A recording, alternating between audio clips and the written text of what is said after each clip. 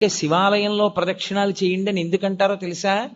మెల్లగా ప్రదక్షిణం చేసి ఉత్తరానికి వెళ్ళి నమస్కారం చేస్తే సమస్త అనారోగ్యములకు హేతు ఎక్కడుంటుందంటే ఈశ్వరుడు నీటి ద్వారా అనారోగ్యాన్ని ఇస్తాడు. అందుకే బ్రతుకుట అంటే నీటి వలననే, భోగము నశించుట నీటి వలననే, అనారోగ్యము నీటి వలననే. సంజీవనం సమస్తస్య జగత సలిలాత్మిక భవ యుత్యుచ్యతే మూర్తిర్భవస్య పరమాత్మనః అంటుంది లింగ పురాణం. నీటి మీద ఆయన అధిష్టానం. మీకు అందుకే ఏదైనా ఊరు వెళ్ళారనుకోండి, నాకు అక్కడ కూర పడలేదండి అన్నావు, నాకు ఆ నీళ్లు పడలేదండి అంటాడు. అనారోగ్యమునకు కారణము నీరే, మనిషి పడిపోవడానికి కారణము నీరే. నీరు అంత శక్తివంతం. నీటి మీద అధిష్టానమై ఆయన ఉత్తరాన్ని చూస్తూ ఉంటాడు.